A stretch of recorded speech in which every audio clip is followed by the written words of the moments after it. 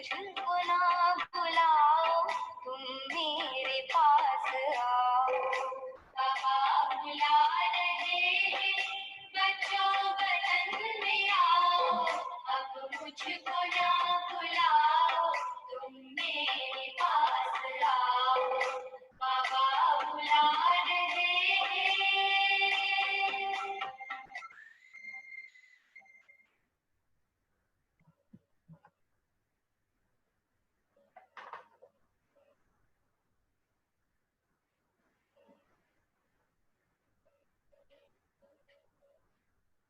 ओम शांति।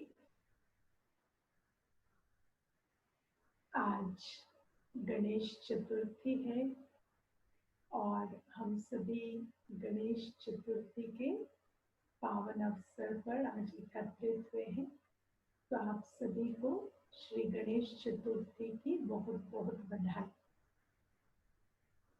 और इस सुंदर पावन अवसर पर हमारा परम सौभाग्य है कि हमारे बीच आदरणीय भ्राताश्री डॉक्टर सतीश गुप्ता जी उपस्थित हैं। उन्होंने अपना कीमती समय निकालकर हमें अपने अनुभवों से लाभान्वित करने के लिए एग्री किया है और आज वो हमारे सम्मुख हैं इस सुंदर दिन पर। मैं थोड़ा सा भाई साहब का परिचय दे देती हूँ। भाई साहब, आप senior consultant cardiology and medicine हैं हमारे माउंट आबू के ग्लोबल हॉस्पिटल में। आप पिछले 2500 वर्षों से इस पोजीशन पर बाबा की सेवाएं कर रहे हैं और पिछले 34 वर्षों से बाबा के सिखाए हुए राजयोग का अभ्यास ही नहीं, उसका प्रशिक्षण भी कर रहे हैं। और भाई साहब अपने लौकिक जीवन में एज ए डॉक्टर कई विभिन्न सम्मानित संस्थाओं और भारत सरकार के द्वारा समय प्रति समय बहुत सारे सम्मानों के अधिकारी बने हैं, जिसमें शामिल है लाइफ टाइम अचीवमेंट अवार्ड जो इन्हें डॉक्टर APJ अब्दुल कलाम के द्वारा प्रदान किया गया था 2006 में। और 2008 में आपको श्रीमती प्रतिभा पाटिल जी ने सम्मानित किया और 2010 में श्रीमती शीला दीक्षित जो उस समय CM थी दिल्ली की, उन्होंने सम्मानित किया। तो आज हमारा परम सौभाग्य है कि स्वयं दादी जी की पालना प्राप्त किए हुए ऐसे भाई साहब हमारे बीच हैं, क्योंकि आज हम दादी जी के अर्थ भी यहाँ मिले हैं और 25 को दादी जी का दिन है। तो आज भोग स्वीकार भी कराएंगे दादी जी को। तो क्योंकि भाई साहब दादी जी के अंग संग रहकर दादी जी से पालना भी लिए और राइट हैंड बनकर दादी जी के साथ साथ सभी सेवाओं में भी रहे, तो इसी कारण दादी जी की भासना भी हमें भाई साहब से आज प्राप्त होगी। तो हम सभी एक हाथ की ताली बजाकर भाई साहब का स्वागत करेंगे। सभी भाई साहब का स्वागत करें। तो वेलकम भाई साहब। और आज भाई साहब मैं ये भी आपको थोड़ा बताना चाहती थी कि आज सभा में बहुत सारे डॉक्टर्स भी बैठे हैं जो बाबा के बच्चे हैं और रोज मुरली क्लास भी करते हैं और जूम पर डेली मुरली मंथन के लिए भी आते हैं। तो उनमें डॉक्टर निवेदिता चौधरी जो सीनियर साइकाइट्रिस्ट USA में हैं, वो भी जुड़ी हुई है। और डॉक्टर सुखदेव नायक जो एनेस्थेसिया डिपार्टमेंट से एम्स भुवनेश्वर से जुड़े हुए हैं। और डॉक्टर श्वेता बलानी है सीनियर गायनेकोलॉजिस्ट दिल्ली, वो भी यहाँ बैठी हैं। और डॉक्टर अनिल गंगोटिया बैठे हैं इंदौर से। डॉक्टर रितु बत्रा बैठी हैं, वो चंडीगढ़ में सीनियर डेंटिस्ट हैं। और इसके अलावा डॉक्टर रुचि, डॉक्टर पूनम और डॉक्टर कुसुम भी बैठे हैं। तो क्योंकि आप लौकिक प्रोफेशन से डॉक्टर हैं, तो मैंने सोचा आपको ये जानकर खुशी होगी तो ये भी शेयर किया। तो भाई साहब, आपका बहुत स्वागत है और धन्यवाद है कि आपने हमारे लिए समय निकाला है। तो हम अब आपसे अपने अनुभव युक्त वचन सुनना चाहेंगे। ओम शांति।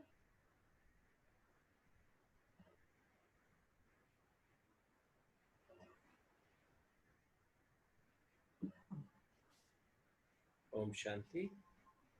ओम शांति। चलिए हम सभी एक मिनट परमात्मा पिता की याद में हो जाते हैं। आप अपने अंदर अनुभव करें कि मैं ये स्थूल देह नहीं, इस स्थूल देह को चलाने वाली अति सूक्ष्म चैतन्य ज्योति बिंदु आत्मा, दोनों वृत्तियों के मध्य, दोनों ब्रेन के कंट्रोल रूम, हाइपोथैलेमस एवं पूरे हार्मोनल सिस्टम का कंट्रोल रूम पिट्यूटरी ग्लैंड के जंक्शन पे स्थित हूँ और मुझ आत्मा से 7 चैतन्य आत्मिक ऊर्जाएं, ज्ञान अर्थात सत्य की समझ, पवित्रता, शांति, सत्य प्रेम, अतीन्द्रिय सुख, आनंद, अशक्तियां, मस्तिष्क की 100 अरब कोशिकाओं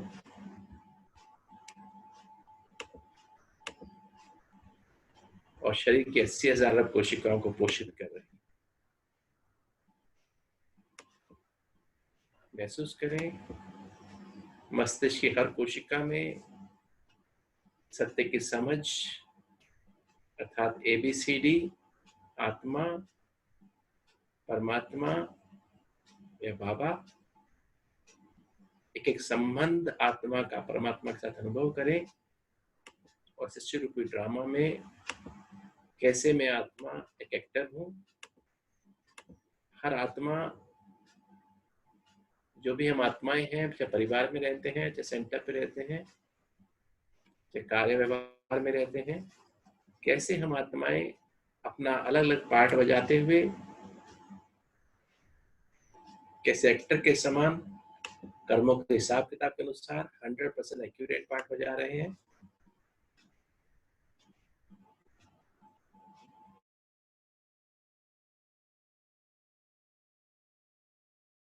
और प्रिंसिपल एक्टर भी है और साथ साथ सुप्रीम जस्टिस भी है। उसने अभी तक हर आत्मा को उसके इस जन्म और पिछले जन्म के कर्मों के हिसाब किताब के अनुसार 100% एक्यूरेट डायरेक्शन दी है, अभी दे रहे हैं और भविष्य में देते रहेंगे। तो अभी तक जो कुछ भी हुआ है अच्छा हुआ है, जो हो रहा है बहुत अच्छा हो रहा है, जो होने वाला है बहुत अच्छा। ऐसे अपने अंदर गहराई से अनुभव करें कैसे मैं आत्मा इस दोनों वृत्तियों के मध्य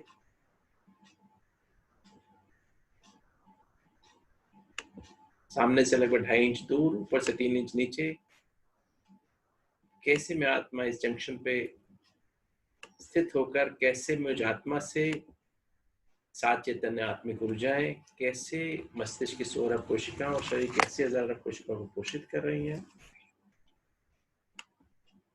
गहराई से अनुभव करते जाएं। मैं अति सूक्ष्म चैतन्य ज्योति बिंदु आत्मा, परम धाम निवासी अति सूक्ष्म परम चैतन्य परम ज्योति बिंदु परम पिता परमात्मा शिव की संतान हूँ। इस संबंध की अनुभूति परमात्मा से करते जाएं। माता पिता, शिक्षक, सतगुरु, बंधु, सखा, साजन, सर्जन और वारिस, बच्चा, मुख्य 9 संबंधों की अनुभूति हम कर सकते हैं परमात्मा से। ऐसे तो हर संबंध की अनुभूति कर सकते हैं।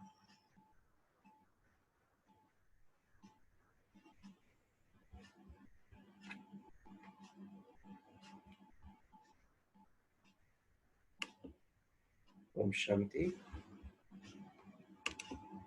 आज का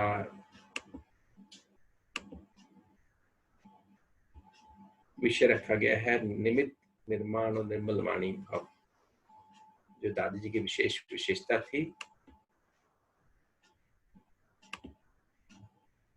मैं सब मधुबन घर से, सभी दादियों की तरफ से, सभी हमारे वरिष्ठ भाइयों और दीदियों की तरफ से, सभी मधुबन निवासी भाई बहनों की तरफ से, global hospital research centre mount Abu के सभी कंसल्टेंट्स, नीचे ग्लोबल हॉस्पिटल ट्रॉमा सेंटर के सभी कंसल्टेंट्स और सभी स्टाफ की तरफ से, आप सभी साकेत निवासी और उनके सभी कनेक्शन में जो भी भाई बहनें हैं, आज की सभा में जो सम्मिलित डॉक्टर्स भी हैं, उन सभी को मधुबन घर से याद प्यार स्वीकार हो। और विशेषतः हमारी शिल्पा दीदी, संतोष भाई जो सेवा के निमित्त हैं, उनको भी दादियों की तरफ से, बाबा की तरफ से बहुत बहुत याद प्यार स्वीकार।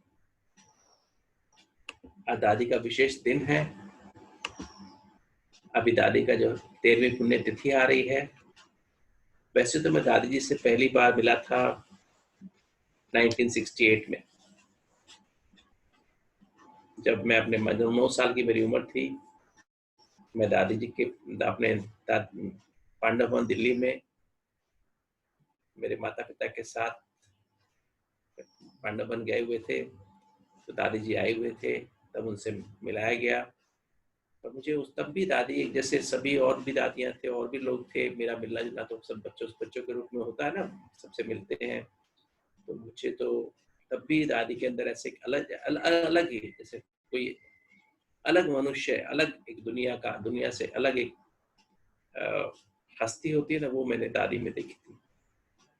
शायद दीदी भी सब साथ में थी, मैं तो समझता नहीं था, क्योंकि मुझे आज मैं उनकी फोटोग्राफ देखता हूँ तो मुझे याद आती है कि वो दादी, वो दीदी थी। और फिर कई बार हमारे माता पिता जब पांडवन प्रोग्राम होते जाते थे तो दादी से थे।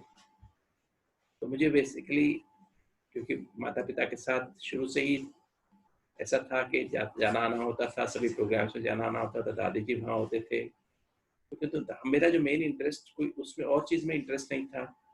मेरा मुख्य इंटरेस्ट जो था वो टोली खाने का और दादी से दृष्टि लेने का। तो ऐसे बड़े होते गए, MBBS के, फिर हॉस्टल में चले गए, पढ़ाई में ध्यान रहा। तो ऐसे करते करते करते हम, जब मैं 86 में दोबारा जब MD करा था, एम्स में गया था, तब मेरे को, उस समय हम एक फिल्म देखने जा रहे थे युगल के साथ। छोटा बच्चा था 2 साल का।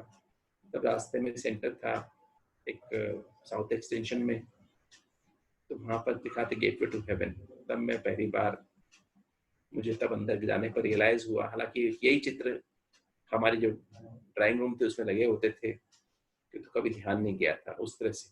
कि तो पहली बार जब मैं दोबारा से देखा डॉक्टर बनने के बाद, मुझे बहुत ही साइंटिफिक लग रहा था ये ज्ञान, बहुत ही अंदर अपील किया था कि कैसे मैं आत्मा ड्राइवर हूँ और ये मेरी कार है, और कैसे कि आत्मा के साथ एनर्जी है और कैसे आत्मा के साथ एनर्जी शरीर को चलाती है।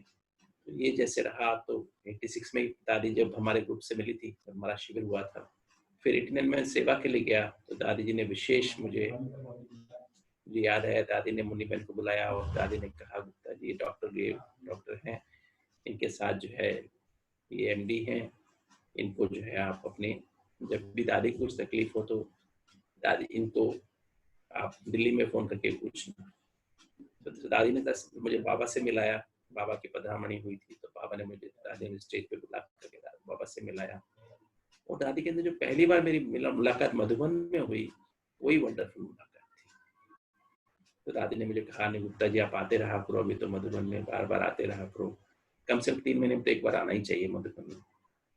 तो तब से मेरा ऑलमोस्ट नियम ही बन गया, 3 महीने में जाना आना, मधुबन में आना, कोई ना कोई मीटिंग में, कोई कॉन्फ्रेंस में आ जाना शुरू हो गया था। और बहुत अच्छा लगता था मुझे मधुबन में आके, दादी विशेष मिलती थी उस समय। तो फिर तो 95 में मैंने यहाँ पर मैं आई गया, दादी ने मुझे बुला लिया था, गुप्ता जी अभी आ जाओ, आपकी बहुत आवश्यकता है। तो मैं ग्लोबल हॉस्पिटल मैंने ज्वाइन कर लिया अप्रैल 95 में। और दादी को मुझे याद है, दादी ने तीसरे दिन ही हम तीनों को बुलाया और बुला करके कहा कि गुप्ता जी, मैं दादी के अंदर क्या कला थी, अपना बना लेने की कला। अपना बना लेती दादी सबको, कैसे सबको, कोई भी, खाली मैं अपनी बात नहीं करूंगा, दादी सबको अपना बना लेती थी। ऐसे महसूस कराते थे कि सचमुच में आपका घर है, ये आप अपने हो, ये सारे के सारे भाई बहन आपके अपने हैं, दादी आपकी है ना। तो दादी एक फीलिंग कराती थी कि हम अनुभव करा देते थे। मुझे याद है दादी ने उसी दिन जब शाम के टाइम दादी से मिलने गए तो दादी बैठे थे, दादी ने तुरंत हमको कहा कि भी नहीं गुप्ता जी, अभी आप ये मत समझो कि मैं हॉस्पिटल में, माउंट आबू हॉस्पिटल में मैंने ज्वाइन किया है, आप समझो कि मैं मधुबन निवासी हूँ और तीनों ही आप मधुबन निवासी हो। और उसी टाइम उन्होंने बाला बहन को पहले भी जानती थी वो, तो उन्होंने उनको बुलाया, मुनि बहन को कुछ गहने मंगाए और दादी ने अपने हाथ से बाला बहन को गहने पहनाए, सिर का, गले का, हाथों का, और कहा कि तुम ना बाबा के घर की बहू भी हो, बेटी भी हो। और हाउ को भी कहा, जो बच्चा था उसमें 9 साल 10 साल का था, तो कहा तुम भी बाबा के जो है ना बच्चे हो, बाबा के घर के बच्चे। तो मतलब दादी ने पहले दिन ही हमको अपना बना लिया। और फिर दादी को मैं देखता था, दादी को मैं देखता था, दादी कभी भी, जैसे मैंने बात कर निमित्त भाव, निर्माण भाव, निर्मल वाणी, दादी ने कभी, हमने दादी के मुख से ये शब्द नहीं सुना कि मैं और मेरापन शब्द नहीं कहा सुना, कि दादी ने मेरा शब्द यूज ही नहीं किया है कभी मैं शब्द यूज ही नहीं किया दादी ने। जब कोई दादी कोई मीटिंग होती थी, कुछ भी कार्य होता था, दादी कभी क्लास में भी कोई बात कहती थी तो दादी कहती है, दादी की राय ये है। दादी एक पद का नाम था, जैसे लक्ष्मी नारायण भविष्य में पद का नाम होता है ना, एक सीट का नाम होता है। जैसे हम कहते हैं ना, विदेश में भी कहते हैं ना, महारानी एलिजाबेथ फर्स्ट सेकंड, से तो वो एक सीट का नाम था। तो दादी की राय ऐसी है। तो दादी के अंदर निमित्त भाव था, कोई बात भी होती थी, दादी के अंदर जरा भी मैंपन मेरापन नहीं था। और दादी जो है कितनी निरहंकारी थी, निर्माण स्वभाव कितना था। दादी को मैं देखा, दादी के अंदर जो मैं आज रिट्रोस्पेक्टिवली देखता हूँ, कि हम कहते हैं ना कि हम मनुष्य से ब्राह्मण बनते हैं, ब्राह्मण सो फरिश्ता सो देवता बनते हैं, और अंतिम स्थिति जो होती है हमारी बीज रूप स्थिति होती है। जब बीज रूप स्थिति होती है तो बीज रूप बाप के साथ, शिव बाबा के साथ हम आत्माएं बिंदु बन करके और परम धाम में मच्छरों के माफिक बाबा के साथ साथ पीछे परम धाम जाते हैं वाया सुख।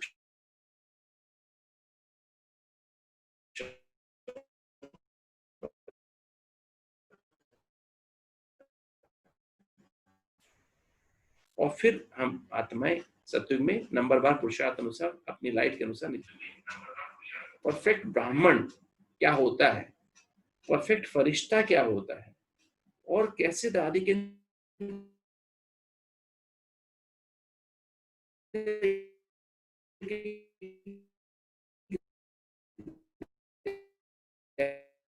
गुण आज मैं देखता हूँ, क्योंकि मैं पहले उसमें रियलाइज नहीं कर पाता था, किंतु आज मैं उस बात को रियलाइज करता हूँ। दादी ने तभी कहा था कि हम, दादी को मैं देखता था कि दादी जी कोई ना कोई बात कभी कहते थे। तो एक दिन दादी ने मुझे ऐसे ही कहा कि दादी जी ना, जैसे बाबा की फोटो लगी थी ना, बाबा की, ब्रह्मा बाबा और शिव बाबा की फोटो लगी हुई थी दीवार पे। तो दादी ने कहा, दादी गुप्ता जी, दादी बाबा से ऐसे बात करते जैसे आपसे बात करती है। फिर दादी को सभी कहते थे, दादी कई बार मैंने एक दिन मैंने ही बोला था कि दादी आप इतना कार्य संभालती हैं, सुबह से शाम तक इतने लोगों से मिलती हैं, आपको थकावट नहीं होती क्या? इतनी बहने भाई मिलते हैं आपसे आकर के, तो आपको कोई भी वो नहीं होती है? तो दादी कहती है, मैं तो कुछ करती नहीं हूँ, बाबा करण करावनहार है। दादी कभी अपने को हेड समझती ही नहीं, जो मुझे दादी को हेडेक हो गई। दादी को भी हेडेक नहीं होती थी। तो दादी ने एक दिन मुझे कहा, कैसे दादी, सुबह सुबह मैं मुरली के बाद दादी के पास गया था, तो कभी दादी ने कहा, गुप्ता जी दादी को कभी कभी दादी, मैं ऐसे ही दादी से बात कर रहा था तो मैंने कहा दादी आप थकते नहीं हो क्या, आप 2000 लोगों को टोली दे देते हो बैठा के ओम शांति भवन में, मैं 2000 बार ऐसे करूँ मेरे हाथ ही दुखने लगे। तो दादी कहती थी कि ना आपको कभी कभी थक जाती है ना तो बाबा मेरी मालिश कर देता है। तो मेरे को याद है जब 98 में प्रोग्राम शुरू हुआ, हार्ट का प्रोग्राम शुरू हुआ, और जब क्या होता था शुरू में तो कोई डॉक्टर्स भी नहीं आते थे प्रोग्राम में, मैं ही पेशेंट्स को उनकी वो फाइलें बनाता था, हर पेशेंट से इंटरव्यू करता था, उनकी केस हिस्ट्री, एग्जामिनेशन, सारे पैरामीटर्स, फिर सुबह की क्लासेस और सारा दिन प्रोग्राम स्लाइडें बनाना, फिर बीच बीच में इमरजेंसीज, और भी इमरजेंसीज आती थी, कैजुअलिटी में, वार्ड में इमरजेंसीज होती थी, आईसीयू में तो पेशेंट सीरियस होते थे, वो भी अटेंड करने थे मुझे। हार्ट का प्रोग्राम भी, उसमें 10-15 पेशेंट्स आए हुए थे, फिर 10 स्पाउस, उनको भी अटेंड करना होता था। एक बार की बात है कि मैं उस प्रोग्राम करते करते 7 दिन भी बिजी रहा, कई इमरजेंसीज वहाँ भी आई, जनरल भी इमरजेंसीज आई, और वार्ड में बिजी रहा, प्लस पेशेंट केयर में भी बिजी रहा, और लगभग पूरा दिन काम किया। और रात में भी मैं 3 बजे तक एक कमरे से आऊँ, दूसरे कमरे में कॉल आ जाए, फिर दूसरे से अपने कमरे वापस आया, फिर कॉल आ जाए, फिर कॉल आ जाए, रास्ते में से कॉल आ जाए, दूसरे कमरे जाऊँ, लगातार इतना थक गया था क्योंकि मैं पेशेंट के साथ ही रहता था। पेशेंट के साथ, जो पेशेंट का एक रूम, सबको एक रूम दिया होता था और एक रूम मेरा होता था, तो उसी में साथ में मैं उसी एक रूम में मैं रेस्ट करता था। 3 बजे मैं आकर के बेड पे बैठा और मैंने कहा आज तो बहुत थका हुआ था, सारे रूमों में जैसे शरीर में दर्द हो रहा था, हेडेक, सिर भी भारी हो रहा था। तो मैंने कहा बाबा आज तो, मैं बाबा से वैसे बात कर रहा हूँ, बाबा के सामने चित्र था दीवार पर, तो मैंने कहा बाबा आज तो मैं इतना थक गया हूँ, आज तो मेरे से कुछ भी नहीं होगा, क्योंकि मुझे 4 बजे मेडिटेशन कराने जाना था, फिर क्लास थी, चिल्ड्रन क्लास थी, फिर उसके बाद उनको एक्सरसाइज करानी थी, वॉकिंग कराते थे, फिर उनके बाद नाश्ता करके फिर उनकी क्लासेस थी, फिर मेरी क्लास थी, बालाबेन क्लासेस थी, और सब ऐसे सारा दिन क्लासेस थी, सारा दिन बिजी थे। तो मैंने कहा आज तो बाबा मेरे से कुछ भी नहीं होगा। फिर मुझे अचानक ध्यान आया कि बाबा आप दादी की तो मालिश, दादी की बात याद आई कि दादी की तो आप मालिश कर देते हो, बाबा मेरी मालिश नहीं कर सकते हो क्या? और मैं ऐसे बैठा था, ये अंदर अंदर विचार चल रहा है, बाहर कुछ नहीं, बाबा से सामने, चित्र के सामने बाबा बात कर रहा हूँ, तो मुझे ऐसा लगा जैसे अंदर से कुछ होने लगा सिर में ना, कुछ अचानक ऐसा कुछ होने लगा सिर में हुआ, ऐसे हुआ, फेस पे हुआ, सारा अंदर हुआ, गर्दन में हुआ, पूरी ट्रंक में, चेस्ट में हुआ, पेट में हुआ, बाजू में हुआ, पैरों में हुआ, और मैं समझता शायद 30 सेकंड, मुश्किल से 1 मिनट नहीं चला होगा, और 30 सेकंड में मेरा सारा शरीर फूल जैसा हो गया, और मुझे रियल में फील हुआ कि अंदर से कुछ हो रहा है, पूरे एक रोम में मेरे को ऐसे फील हुआ।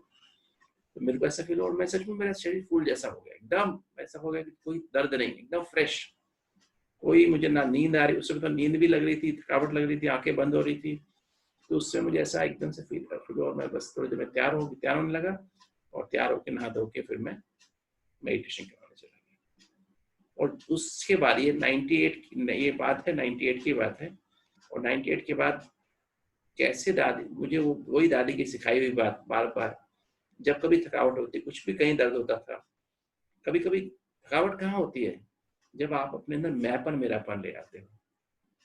और दादी के अंदर मैं देखा था प्रैक्टिकली में, दादी के मैंपन मेरापन था ही नहीं, निमित्त भाव था, निर्माण भाव था। तो दादी के अंदर प्रैक्टिकल जब मैंने अपने आप को देखा तो मुझे प्रैक्टिकल में एक चेंज हुआ, मेरे अंदर परिवर्तन आया।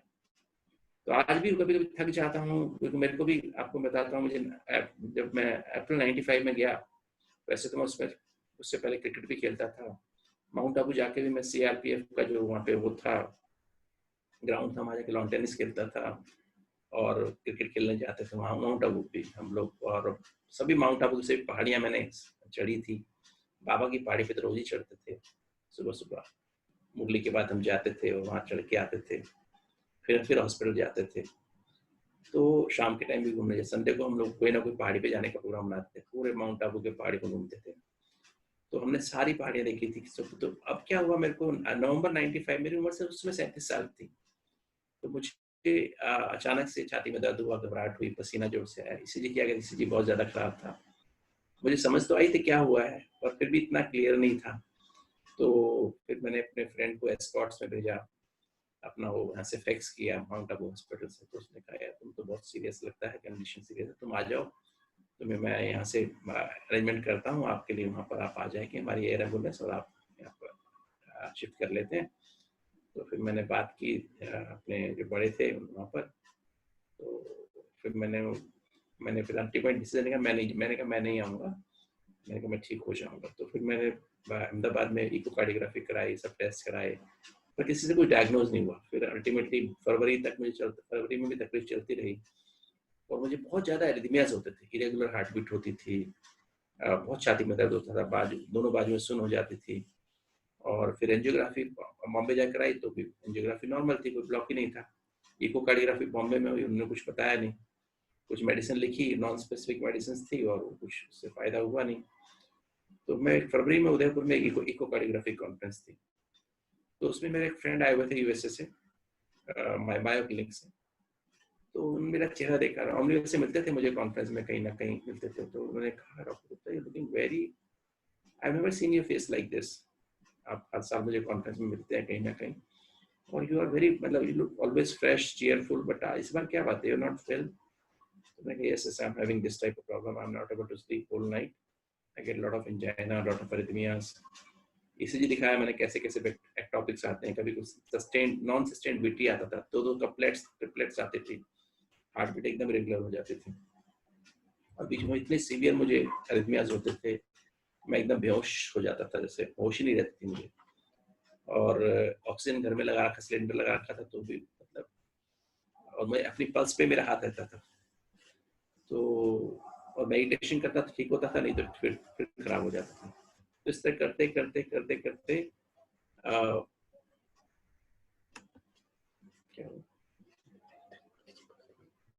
इस तरह करते करते क्या हुआ कि मेरे को उसमें मेडिटेशन करना थोड़ा बेटर लगता था। तो उन्होंने बताया कि डॉक्टर, उसने कहा डॉक्टर उत्तम मैं let me see your heart, तो वहाँ वहीं पर इकोकार्डियोग्राफी मशीन आई हुई थी उधर कॉन्फ्रेंस में, तो उन्होंने मेरा इको करके देखा और इको किया, तो उसने कहा डॉक्टर उत्तम सफरिंग फ्रॉम हाइपरट्रोफिक कार्डियोमायोपैथी और मिड कैविटी ऑब्स्ट्रक्शन है, आपका ग्रेडियंट 96 है, आपकी दीवारें बहुत मोटी हो गई हैं, लेफ्ट वेंट्रिकल बहुत मोटा हो गया है, सेप्टम बहुत ज़्यादा मोटा हो गया है, और आपका ब्लड फ्लो ही नहीं बहुत कम ब्लड फ्लो जा पा रहा है उसमें ऑल्टा में, इसलिए आपको अरिथमियाज होते हैं, इसलिए आपको तकलीफ होती है।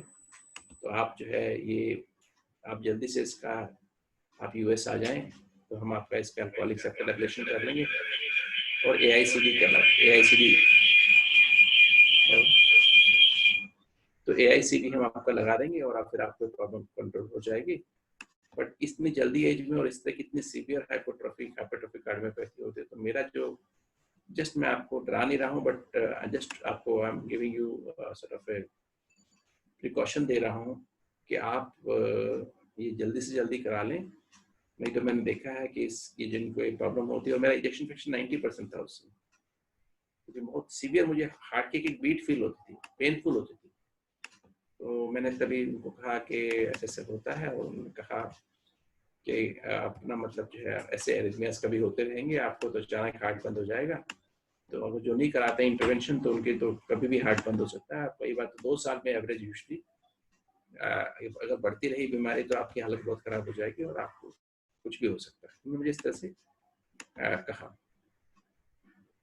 तो मैं घर पे आ गया, और घर पे आके फिर मैंने ऐसी दादी जी से बात की कि दादी जी ऐसे ऐसे, दादी को पता था कि गुप्ता जी को प्रॉब्लम चल रही है। तो दादी ने कहा गुप्ता जी आप ऐसे करो, आप यूएसए चले जाओ और दादी सब अरेंजमेंट करेगी, आप जाके करा के आ जाओ।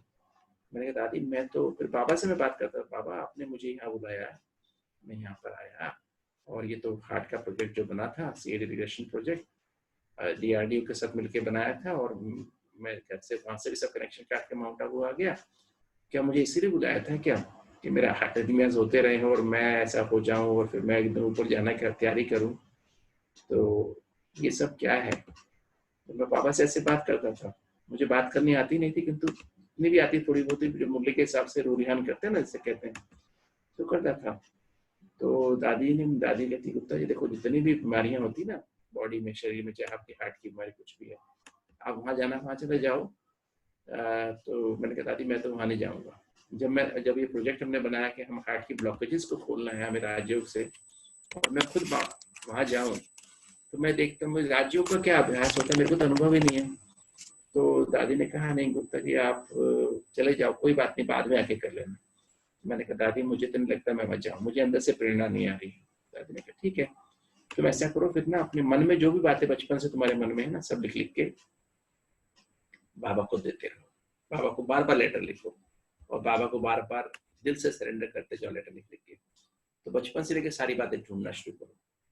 तो मैं ऐसे करता था। फिर क्या करता था, मैं एक पैड लिया मैंने और पेपर पे लिखता था बाबा को लेटर, और लिखता था बाबा आज मेरे को ऐसे बचपन से लिखता था क्या क्या बातें मुझे फील हुई, क्या क्या मुझे के मेरे मन में कहाँ का रिजेंटमेंट्स थे बचपन से, क्या क्या मुझे फील हुआ था, तो लिखता रहता था लेटर। और लिख के फिर बाबा को साइन करके और फिर बाबा को मन से सरेंडर करता दिल से, और फिर फाड़ के डस्टबिन डाल देता। फिर थोड़ी देर में कुछ और बातें मुझे फील होती थी, फिर मैं बाबा को लेटर लिखता था। ऐसे लिखते लिखते लेटर लिखते लिखते क्या हुआ, धीरे धीरे मैंने देखा हमारे जो जितने भी थे वो सारी, मैं 10-10 बार भी लेटर लिखता था बाबा को। और सारी रात तो मेडिटेशन, फिर रात में ज्यादा समस्या होती थी, दिन में तो फिर भी बीत जाता था। तो रात में सो ही नहीं पाता था, दिन में भी सोता नहीं था, दिन में कभी कभी सो जाता था, किंतु रात को तो बिल्कुल नहीं सो पाता था, ऑक्सीजन लगानी पड़ती थी। और फिर सारी रात मेडिटेशन करता, बाबा को याद करता था तो मेरी जो है दर्द कम हो जाता था। तो मुझे याद नहीं कि मैं कब सोता था, मतलब लेटने की कोशिश करता फिर दर्द शुरू हो जाता था। तो ये कहानी मेरी बहुत लंबा समय चली। तो मैंने देखा पर जैसे जैसे मैं करता था 3 महीने के आसपास में दर्द कम होने लगा। बीच में दादी से मिलता था, दादी कहती कि अब कैसा लग रहा है, अब कैसा लग रहा है। कभी दादी घर पे भी आती थी तो देखती थी, कहती गुप्ता जी भी कैसा लगता है। मैंने कहा दादी थोड़ा सा अच्छा लगता है, थोड़ा अच्छा लगता है। कभी फोन पे भी दादी बात करती थी। तो इस तरह से करते करते मेरा 3 महीने में लगभग दर्द कम हो गया, एरिथमियास ठीक हो गई। फिर सितंबर में फिर कॉन्फ्रेंस थी, तो फिर सितंबर में जब मैं गया तो इको वही डॉक्टर माया उस पर दिल्ली में थी, तो वहाँ पर वही डॉक्टर आए हुए थे। उन्होंने कहा डॉक्टर लुकिंग वेरी ब्राइट, आपने करा लिया क्या, एसीडी लगवा लिया क्या? तो मैंने तो कुछ नहीं कराया। कहते फिर आपको कैसे लुकिंग वेरी ब्राइट? तो मैंने कहा I don't know but I am feeling much better. तो उन्होंने फिर इको करके देखा तो ही वाज सरप्राइज्ड कि मेरा हार्ट का जो इजेक्शन फ्रैक्शन 65% हो गया था, ग्रेडियंट 96 के बजाय 12 रह गया था सिर्फ। और जो मेरी जो हार्ट की हाइपोट्रोफी थी, सेप्टम की हाइपोट्रोफी थी, वो लगभग नॉर्मल आ गई थी, पोस्टीरियर वॉल ठीक हो गई थी। तो मेरा मतलब क्यों सिम्टम खत्म हो चुके थे। तो मैंने तब मेरे अंदर अथॉरिटी आई कि सचमुच राजयोग से कैसी, और दादी ने उसमें मुझे बकायदा इसका पूरा गाइड किया कि राजयोग का कैसे प्रयोग करना है। राजयोग का मतलब ये नहीं कि राजयोग का मतलब ये नहीं कि हम लोग ज्ञान की किरणें, पवित्रता की किरणें, क्योंकि हम पहले जो सुनते थे उस समय जो सुनते थे, हम जो मेडिटेशन करते थे कि ज्ञान की किरणें, पवित्रता की किरणें, शांति की किरणें हम ले रहे हैं, बाबा से विजुलाइज कर रहे हैं। मैं इसी को मेडिटेशन समझता था, विजुलाइज कर रहे हैं, इमेजिन कर रहे हैं, ऐसा हो रहा है, हम सूक्ष्मतम में जा रहे हैं, परम धाम में जा रहे हैं, इसको ही मेडिटेशन समझता था। क्योंकि जैसा सुना था वैसे ही ऐसे हम प्रैक्टिस करते थे, पर कुछ विशेष अनुभूति नहीं होती थी। तो दादी ने मुझे सिखाया कि आपका व्यवहार परिवर्तन होना चाहिए अगर आप चाहते हो, बीमारियों से मुक्ति चाहते हो। क्योंकि आपके व्यवहार से आपकी हार्ट में प्रॉब्लम हुई है, आपके व्यवहार से कुछ भी बीमारी होती है, चाहे डायबिटीज होती है, चाहे ब्लड प्रेशर होता है, चाहे कुछ भी बीमारी होती है या कैंसर भी होता है, तो आपका व्यवहार उसके लिए जिम्मेवार है। तो अपना व्यवहार जब तक परिवर्तन नहीं करेंगे तब तक आपकी बीमारी ठीक नहीं होगी। तो दादी ने जैसे योग का प्रयोग करना सिखाया, राजयोग का प्रयोग करना सिखाया कि कैसे योग का प्रयोग करना है।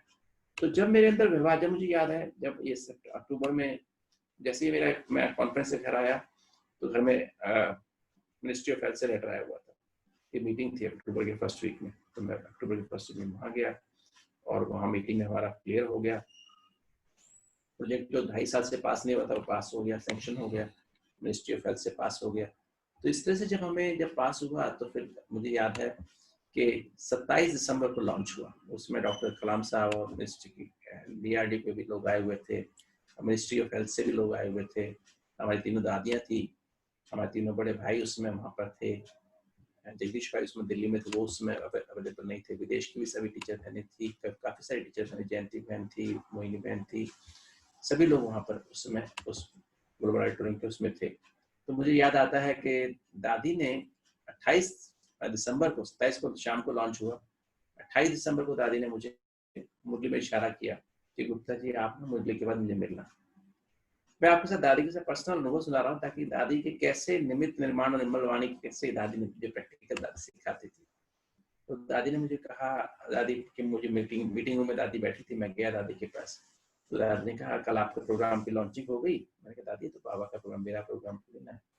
तो दादी ने कहा नहीं ठीक है, तो मुझे ये बताओ आप हार्ट की बीमारी होती क्यों है, हार्ट की ब्लॉकेजेस क्यों हो जाती हैं, हार्ट अटैक क्यों आता है। मैंने कहा दादी ये जो ज्यादा स्वभाव का कारण होता है, जो लोग जल्दीबाजी करते हैं उनको ऐसे 3 गुना अधिक हार्ट अटैक होते हैं, गुस्सा करते हैं ज्यादा उनको हार्ट अटैक ज्यादा होते हैं, जो सेंसिटिव होते हैं, ज्यादा इमोशनल होते हैं उनको ज्यादा हार्ट अटैक्स होते हैं, जो अपने मन की बातें शेयर नहीं करते हैं उनको ज्यादा हार्ट अटैक्स होते हैं, जो वेंटिलेशन नहीं कर पाते अपने मन की बातों का, जो सिनिसिज्म जिनके अंदर होता है, हॉस्टाइल नेचर होती है, उनको ज्यादा हार्ट अटैक्स होते हैं।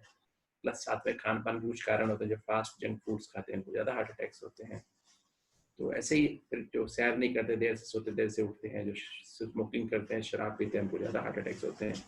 तो दादी को मैं ये बात कर रहा था, तो दादी ने कहा कि गुप्ता जी आपको जल्दी होती है कभी, क्या कभी चिंता होती है क्या। दादी कभी कभी तो होते हैं, जब पेशेंट सीरियस होते हैं, मरने पे होते हैं, नर्सिंग स्टाफ ठीक से कोऑपरेट नहीं करता या जूनियर डॉक्टर्स हमसे कोऑपरेट नहीं करते, तो हमें तब उनको जल्दी जल्दी करना पड़ता है, कभी चिंता भी होती है।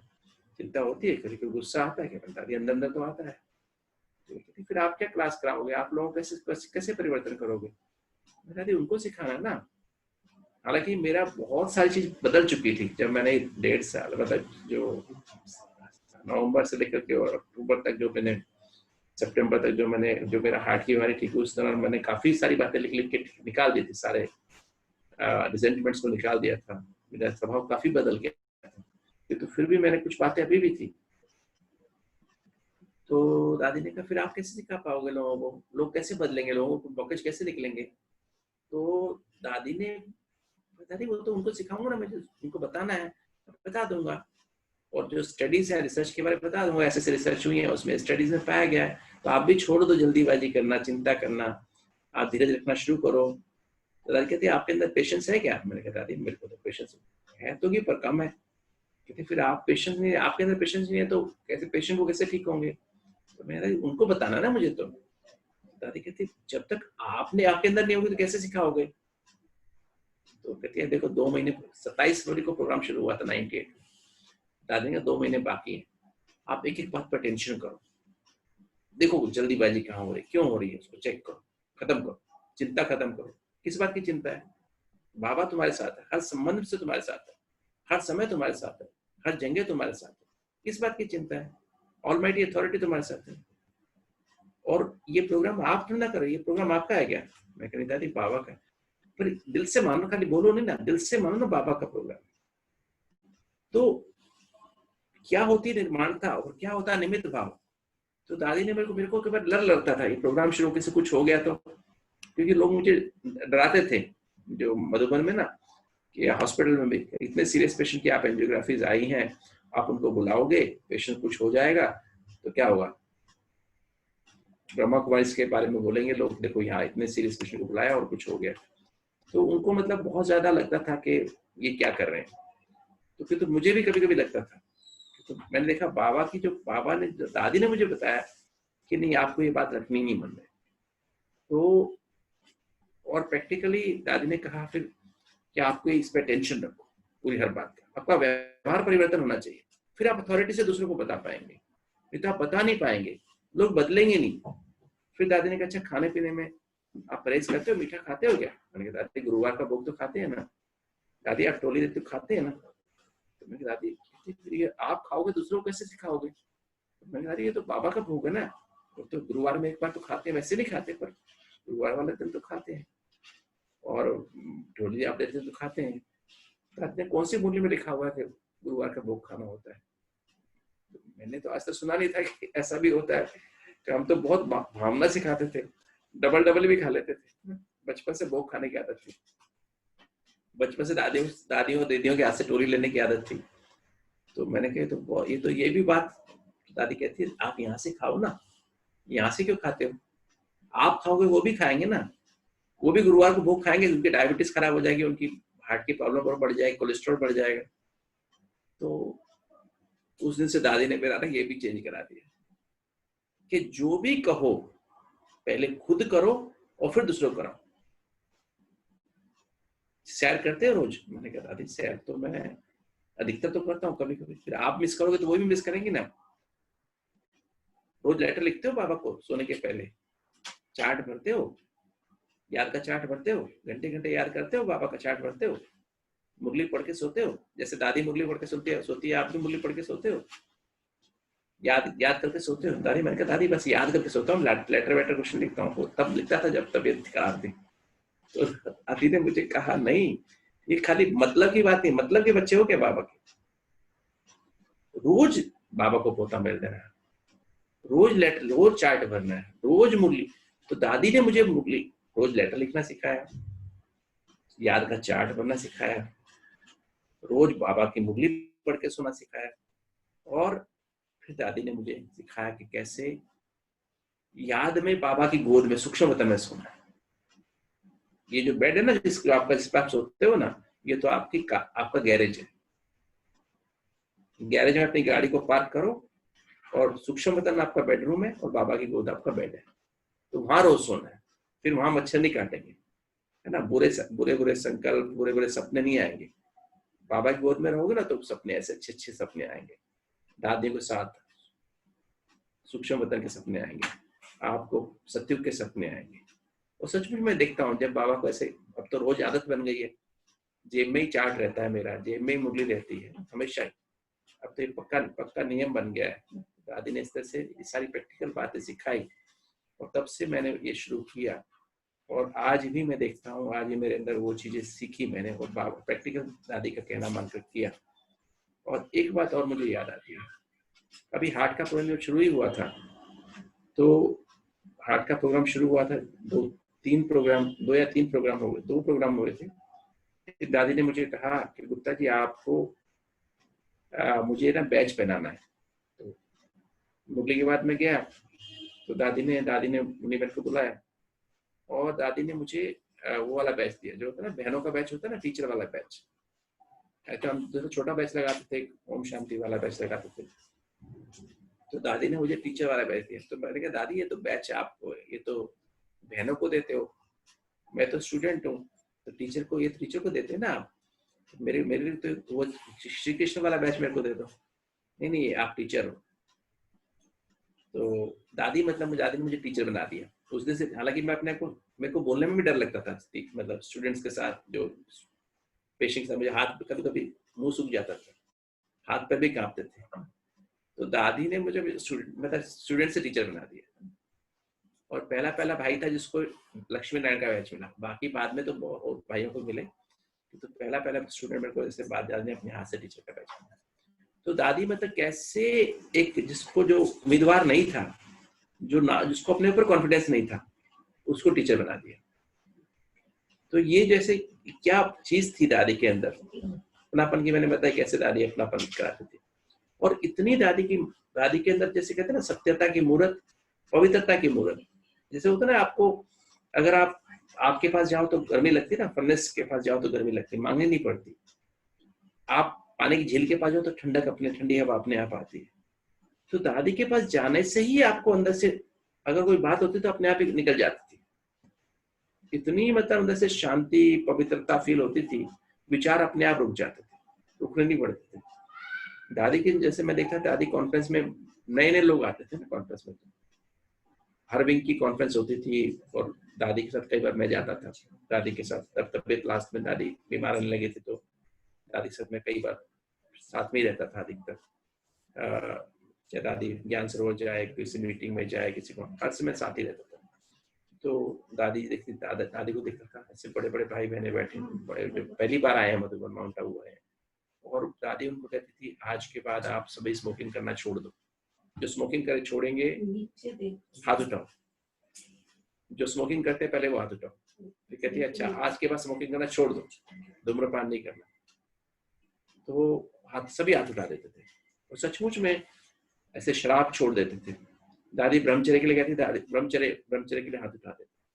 और दादी के इतनी शक्ति थी दादी के अंदर उस वचनों में, वो दादी को सिद्ध हो जाती थी। वो लोग फिर अनुभव सुनाते बाद में आके, जिस दिन दादी ने हमें प्रतिज्ञा कराई उस दिन के बाद हमें अपने हाथ से छोड़ दी, इतनी शक्ति आ गई हमारे अंदर, हमने छोड़ दी। तो प्रैक्टिकल ऐसी मूर्त, सत्यता की मूर्त, पवित्रता की मूर्त, निर्भयता की मूर्त। दादी को भी डर नहीं था, क्योंकि दादी कहती थी निर्भयता माना जिसकी बुद्धि रूपी आंख सदा बाबा के पास परमधाम में रहती है, और मन रूपी आंख सदा अपने लक्ष्य पे सुखधाम में टिकी रहती है। तो दादी की आंख तो वहीं रहती है, दादी तो परमधाम में बाबा के पास रहती है और सदा लक्ष्य पे नजर रहती है। तो दादी को कभी किसी बात, इतनी समस्याएं यज्ञ में आई हैं, इतनी प्रॉब्लम्स आती थी, सेंटरों की भी प्रॉब्लम्स होती थी, बाहर माउंट आबू निवासियों की भी प्रॉब्लम्स होती थी, कई सारी प्रॉब्लम्स होती थी, क्योंकि मैं साक्षी देखते थे हम कैसे कैसे समस्याएं आती थी। दादी के सामने कई बहनें भी कुछ आते थे, कुछ समस्याएं लेके आते, सेंटरों में समस्याएं होती थी।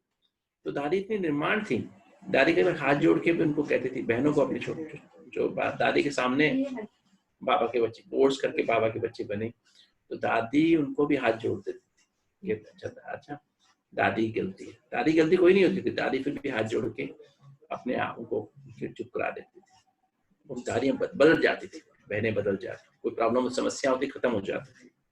कोई इवन कोई अपने आसपास के जो हमारे पांडव के आसपास कोई एक ऐसा हुआ था, दादी विदेश गई थी, दादी जब पता लगा, दादी आई, आते ही दादी अभी बैठी भी नहीं, दादी को पता लगा ये प्रॉब्लम चल रही है, तो दादी ने तभी जो है, दादी पहले वहां गई और दादी ने जाकर के उस भाई को हाथ जोड़ के, और दादी ने कहा ऐसे, ये दादी की जो है ये बात है, दादी इस पे क्षमा मांगती है, और वो बात खत्म हो गई, हालांकि बहुत बड़ी बात थी।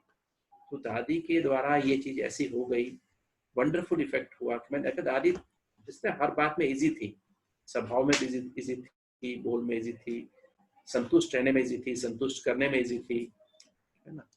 और दादी की कभी कोई सेवा में स्वार्थ भाव नहीं था, निस्वार्थ भाव से सेवा, अथक सेवा करती थी। तीन खजाने होते ना, एक तो स्व का पुरुषार्थ का खजाना, दूसरा होता है पुण्य का खजाना, जो हम सदा संतुष्ट रहते हैं, दूसरों को संतुष्ट करते हैं, और तीसरा जो खजाना होता है वो होता है दुआओं का खजाना। अगर हम अथक सेवा करते हैं, अथक बन के निस्वार्थ भाव से सेवा करते हैं, तो वो दुआओं का खजाना होता है, तो दुआएं मिलती हैं। तो मैं देखा दादी के तीनों खजाने भरपूर रहते थे, और फिर दादी अंतर्मुखी थी। दादी के अंदर मतलब कभी ऐसे नहीं था कि दादी को भयामुक्ता की चीजें देखनी है, कुछ करना है, किसी चीज में बुद्धि चाहेगी। हालांकि सुबह सुबह न्यूज सुनाने के लिए करुणा भाई आते थे, फिर ठीक है दादी सुन के 2 मिनट में खत्म करती थी। दादी कभी न्यूज़पेपर नहीं देखती, कभी कुछ और चीज खबर नहीं देखती थी। तो दादी के अंदर ऐसी भावना थी, अलग ही दादी का वो था कि दादी अपने आप को एकदम सब बातों से उपराम रखती थी। तो दादी के अंदर जो है ये जो एक भावना थी, दादी के अंदर बेहद की वैराग्य वृत्ति थी। कुछ भी दादी के अंदर किसी चीज के प्रति भी दादी के मन में दूसरी भावना नहीं होती थी, और अनासक्त वृत्ति थी। कोई खाने की इच्छा पैदा करे, मुझे आज ये खाना है, मुझे आज ये करना है, कभी मैंने देखा नहीं।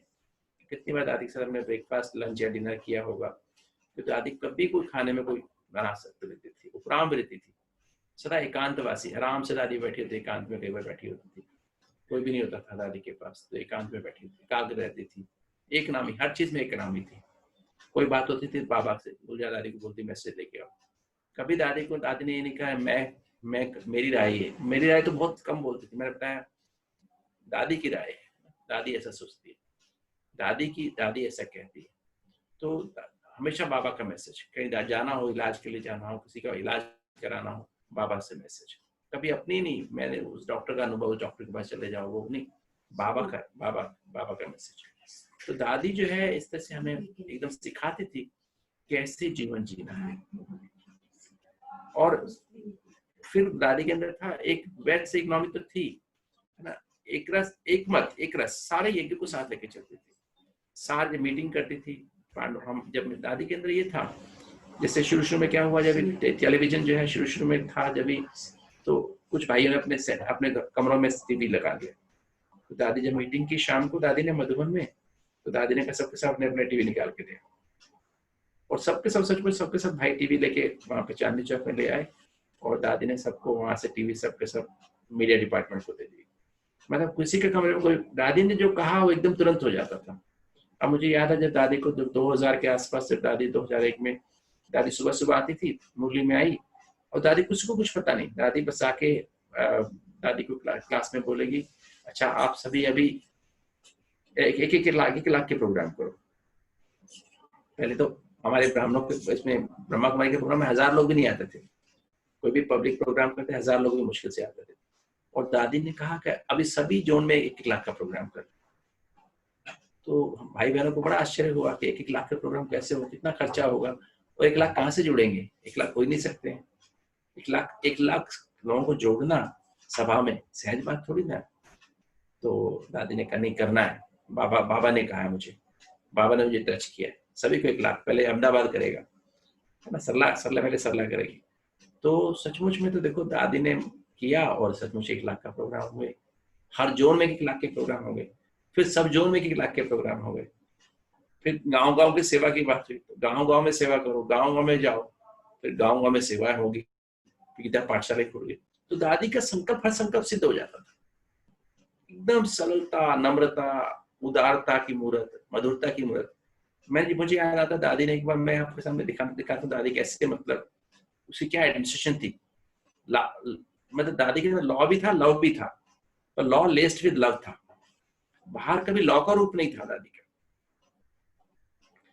मुझे याद आता है, मैं दादी के पास बैठा था सुबह सुबह, एक दादी के पास एक भाई आया, डिपार्टमेंट इंचार्ज आया। आपको पता है शांतिवन में उस समय 48 डिपार्टमेंट थे, अभी तो और भी ज्यादा डिपार्टमेंट। तो शांतिवन की बात है, हम नीचे आ गए थे तभी, दादी जी नीचे आ गए थे। तो एक भाई आया, तो दादी ने दादी ये भाई है, फला नाम का भाई है, वो ये ठीक से सेवा नहीं कर रहा है कुछ दिन से, और ऐसे कर रहा है। तो दादी ने कहा अच्छा तुम जाओ, उस भाई को भेज दो। तो वो भाई आया, मैंने कहा दादी आप इस भाई से मिलो, मैं जाता हूँ। नहीं गुप्ता जी देखो, आप बैठो, आप तो अपने घर के हो, आप बैठो। तो मैं बैठ गया। दादी ने उस भाई का, जैसे भाई आया, भाई के नाम से दादी ने संबोधित किया। और दादी ने कहा अरे तुम तो इतने प्यारे भाई हो, इतने अच्छे भाई हो, तुमने जब ओम शांति भवन मना इतनी सेवा की, कितने दिन रात तुमने सेवा की, तुमने ये किया, तुमने ये किया, गोल्डन जुबली में तुमने ये सेवा की, इतना सजाया, पांडव भवन ऐसे किया, और ये किया, ओम शांति भवन को इतना सजाया, इतनी सेवा की, दिन रात सेवा की, फिर तुमने ये किया। मतलब दादी उसकी गायन कर रही, गायन पे गायन की जा रही है। 2000 के आसपास की बात होगी। तो मैंने कहा दादी इसको मतलब समझा रही, इसको मतलब जो है इसकी महिमा कर रही है कि दादी इसको शिक्षा दे रही, क्या कर रही है। तो मैं देखता था अच्छा दादी अभी इसको थोड़ा डांटेगी शायद ना, इसको कहेगी तुमने गलत काम क्यों किया, तुमने ठीक से काम क्यों नहीं किया। दादी उसकी महिमा की जा रही है, महिमा की जा रही है। और फिर क्या है, उसको मुन्नी बहन को बोला, मुन्नी वो सौगात लेके आओ।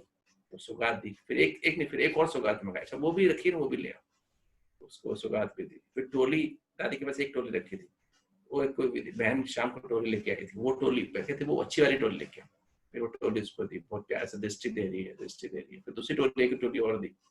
फिर कहा भाई देखो ऐसा है, उसके नाम से कहा कि ना आपको कोई दिक्कत हो ना, दादी जब मुरली से निकलती ना ओम शांति भवन से, तो दादी को चिटके कुछ चाहिए ना, आपको कुछ कोई तकलीफ हो, कोई तंग करे आपको, तो दादी को चिटकी पे लेके ले जाए। दादी के पास में तो क्लास में पूरी होती, पीछे पीछे आ जाएगा, पीछे कमरा था दादी, एक कमरा था मिलने का, तो दादी से आके मिल लिया करो, दादी को कोई बात हो कह दिया करो।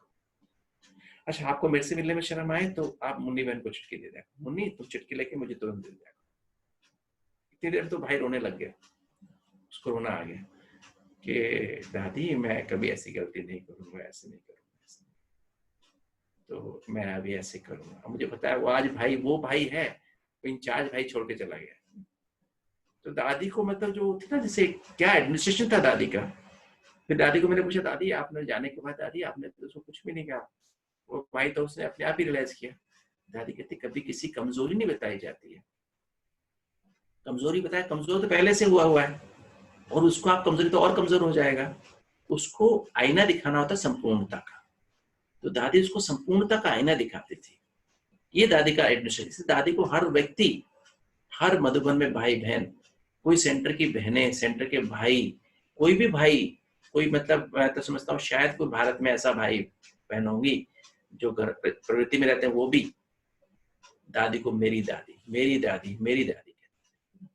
तो दादी को मतलब ऐसा था, सबको सम्मान में रहती दादी, किंतु सबको सम्मान देती थी, सब कोई एक भी ऐसा नहीं था जिसको दादी सम्मान नहीं देती। छोटे बच्चे को भी सम्मान देती थी, छोटे बच्चे को भी ऐसा महसूस करते दादी कैसे सब की है। तो दादी के अंदर जो पालना का संस्कार था, और दादी के अंदर जो एक माँ की ममतामयी फीलिंग थी ना, ममतामयी फीलिंग। दादी को ये था कि दादी जैसे मैं बीमार हुआ था तब दादी ने कहा था नहीं पिताजी बाबा के हो ना आप, तो आप हॉस्पिटल को भूल जाओ। मेरे को लगता था कि अभी अस्पताल में तो मैं काम नहीं कर पा रहा हूँ, अभी क्या होगा, कैसे होगा, भविष्य में मैं कहाँ रहूंगे, हम कहाँ जाएंगे, कैसे करेंगे, अगर मेरे को अचानक हार्ट बंद हो गया तो क्या होगा, है ना, तो मैं क्या, कैसे मेरा चलेगा, पीछे से परिवार कैसे चलेगा। नहीं नहीं गुप्ता जी आपका बाबा है, आप मधुबन में हो, मतलब जो चीज चाहिए आपकी, आपको चिंता नहीं करनी, आप कहीं कुछ नहीं होगा, बाबा आपके साथ, दादी आपके साथ है, पूरा परिवार आपके साथ है। तो ऐसी फीलिंग करा देना जब अनसर्टेन टाइम्स है, जबकि टाइम्स आपके अनसर्टेन होते हैं, आपको पता नहीं होता भविष्य क्या होने वाला, उस समय भी दादी सारी बात देखती थी। एक ग्रुप से दादी, जब हार्ट के पेशेंट जाते हैं ना, दादी के ग्रुप से मिलती थी और बकायदा कहती है इसकी रिपोर्ट दिखाओ, एंजियोग्राफी दिखाओ। तो दादी को मैं एंजियोग्राफी दिखाता कि दादी कहते अच्छा इस कितने सारे ब्लॉक्स हैं, तो ये बस ऐसे ऐसे करना, दादी उसके हाथ सिर पे, माथे पे, छाती पे ऐसे ऐसे करना, सब खुल जाएगा, बाबा सब ठीक करेगा, दिलाराम है ना बाबा। तो मेरे को कई बार पेशेंट, मेरे को लगता था कि मैं ना कई बार सोचता था कि ये पेशेंट्स है ना, तो पेशेंट है तो कैसे ठीक होंगे, क्या होगा, है ना, तो मेरे को लगता था कैसे कुछ हो जाएगा, कभी शुरू शुरू के प्रोग्राम्स की बात बता रहा हूँ। तो फिर मैंने कहा पापा को, मैंने दादी को कहा दादी ऐसे ऐसे तो होता है, पेपर ये लोग बोलते हैं, हॉस्पिटल वाले भी और मधुबन निवासी भी बोलते हैं, आप इतने सीरियस पेशेंट को बुलाते हो, तो किसी कुछ हो गया तो मैंने कहा, दादी कहती है ये बाबा का नाम दिलाराम है, आपका नाम दिलाराम है, वो है ना उसके पास आते, तुम्हारे पास पेशेंट आते हैं, बाबा के पास आते हैं। तो दादी ने मुझे निश्चिंत बनाया कि नहीं देखो दिलाराम शिव बाबा का नाम है, उसके पास पेशेंट, उसकी जिम्मेवारी, तुम्हारी जिम्मेवारी जरा भी नहीं है, तुम निमित्त बन के सेवा करो, बाबा कर्म करावनहार है ना, तो बाबा अपने आप करेगा। तो निमित्त भाव कैसे रखो, निर्माण भाव, तब बाबा तुम्हारे साथ है, तब बाबा आपके साथ कंबाइंड है, निर्माण हो तो कंबाइंड है। थोड़ा सा भी अहंकार है, मैं तो हार्ट मैं ऐसे किया, इतने पेशेंट ठीक हो गए, थोड़ा सा भी भाव आए ना, मैंने इतने लेक्चर लिए, बाबा तुम्हारे साथ। और वाणी में हमेशा हमेशा जब वो कितना सीरियस होता है, कुछ भी होता है, तो हमेशा पॉजिटिव रहना होता है, निर्मल वाणी है ना, उसमें कोई भी अपना कोई क्या बोलते हैं सेल्फिशनेस ना हो, स्वार्थ ना हो, ऐसी भावना से।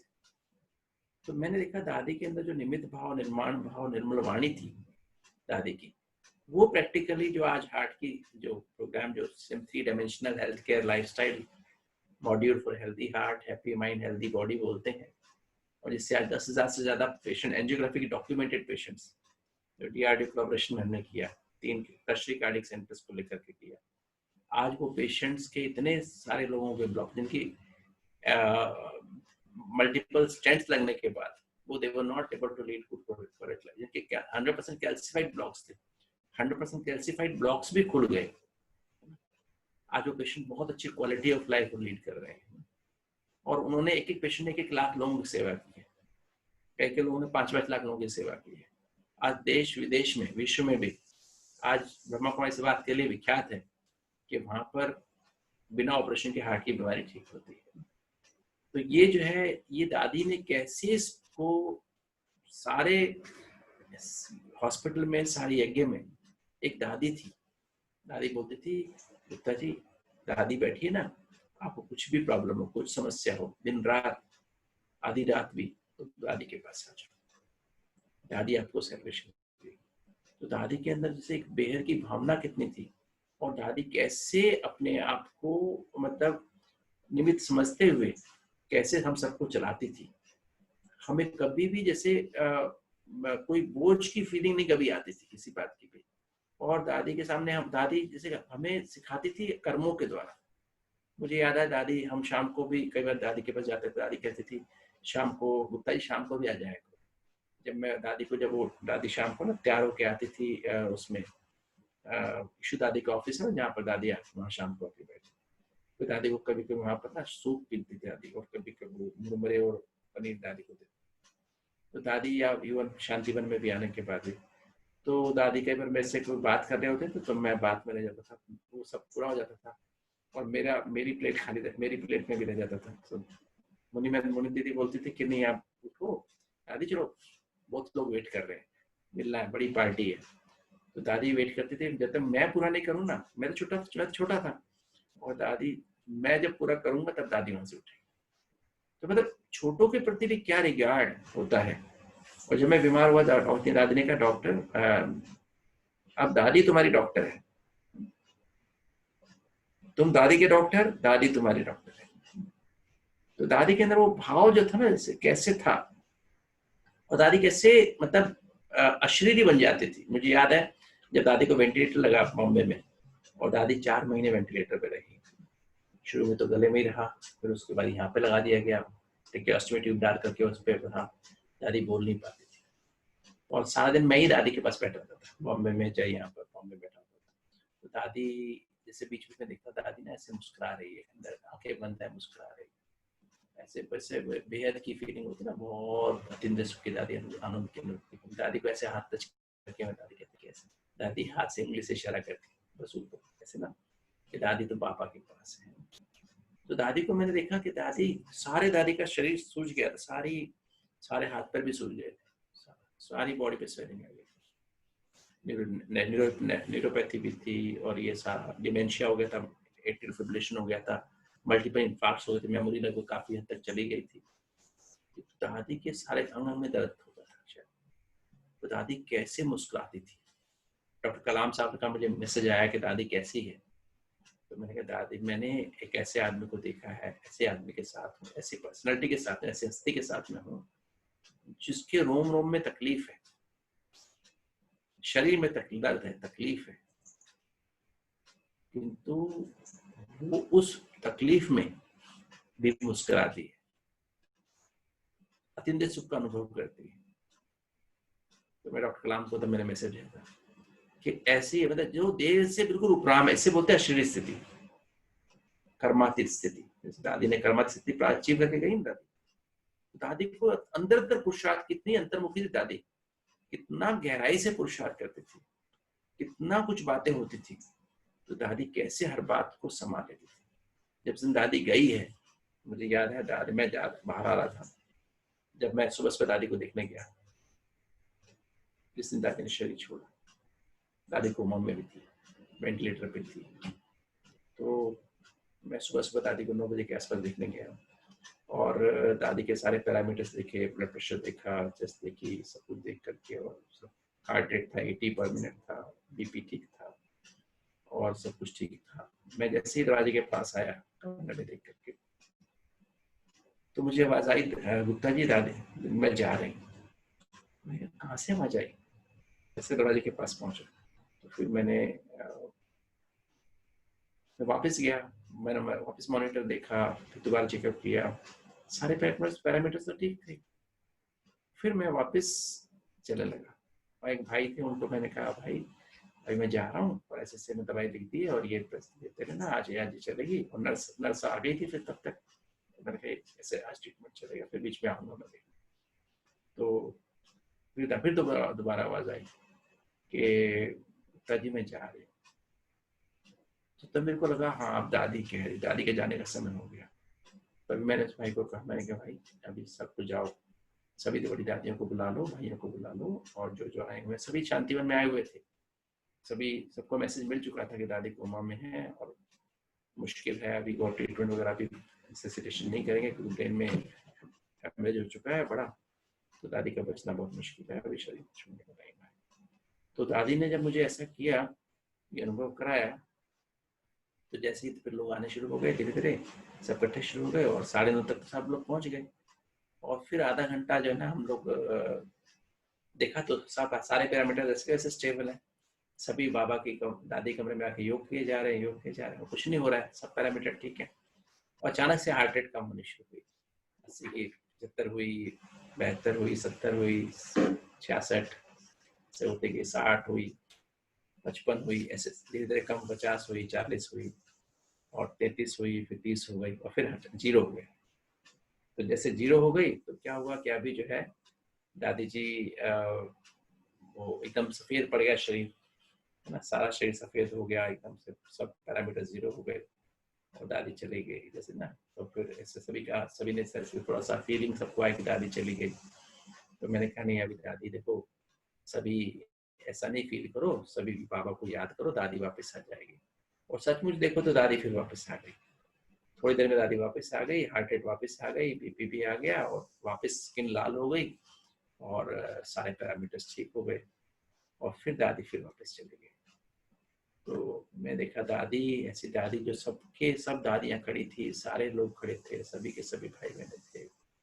कैसे नष्टों में स्मृति लब्धा दादी कैसे अचानक और एवरिडे के पार्ट निभा करके और सब बातों से उपराम होकर के दादी कैसे हमसे विदा लेगी। तो आज इस 13वें पुण्यतिथि के अवसर पर आज हम सभी प्रतिज्ञा लें, सभी अपने अंदर दृढ़ प्रतिज्ञा करें कि उस दादी ने एक छोटे से वृक्ष को 1969 में जो बाबा ने उनको सौंपा था, उसको एक बड़े वट वृक्ष बना दिया। इतने देशों में, भारत के कोने कोने में गीता पाठशालाएं, सेंटर, सब जगह कैसे दादी ने उसको इतना बड़ा बनाया, इतनी पालना दादी ने सबको दी। और कैसे दादी हमारी आज भी प्रेरणा, आज भी हम दादी कमरे में जाते हैं, बाबा कमरे में जाते हैं, दादी आज भी भाषण देती है, आज भी हमें शक्ति देती है, पावरफुल प्रकाश देती है, हमें अनुभूति कराती है कि कैसे हमें पाप सम्मान, कैसे हमने ब्रह्मा बाबा को नहीं देखा कि तो ब्रह्मा बाबा से कम भी नहीं देखा दादी को। कैसे दादी में सर्वगुण 16 कला सर्वगुण संपन्न, 16 कला संपूर्ण, माना हर गुण में दादी 100% थी, संपूर्ण निर्विकारी। दादी जो फरिश्ता से थी दादी की ना, मेल फीमेल के भान से परे थी दादी। दादी इतना प्यार करती थी। जब मेरे को याद है, जब मैं जाता दादी के पास, दादी उन दिनों थोड़ी सी ऐसे रहती थी, थोड़ा जैसे डिमेंशिया की वजह से, लास्ट में डिमेंशिया, वेस्कुलर डिमेंशिया हो गया था। तो दादी कहती, दादी को प्यार करो। दादी मेरे चेहरे पे हाथ फेरती थी, फिर कभी कभी माथे पे किस करती थी। मुझे आज भी मेरे चेहरे पे मुझे फील होते हैं कि दादी ने कितना मुझे प्यार दिया, कितना मुझे वो किया है।